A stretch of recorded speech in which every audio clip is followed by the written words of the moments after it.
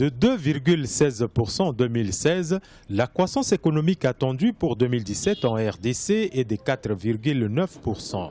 La RDC, dont les ressources minières et naturelles cumulées sont les plus importantes en Afrique, fait pourtant face aux nombreuses difficultés, notamment la baisse des productivités, faibles recettes publiques, évasion fiscale pour ne citer que celle-là. Le pays est tenu de mettre en application des strictes mesures pour une meilleure relance de son économie.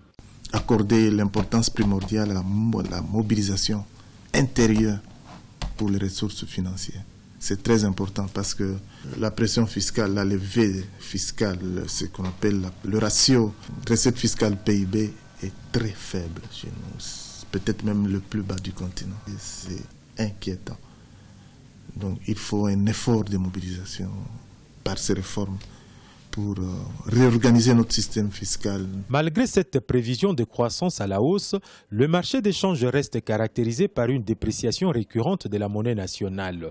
Le franc congolais s'échange ces jours au marché parallèle autour de 1450 pour $1. Cette situation de baisse d'activité également se traduit par la diminution de produits locaux sur le marché des changes. Les effets combinés, déficit extérieur, déficit intérieur, il va de soi que la monnaie nationale en pâtit.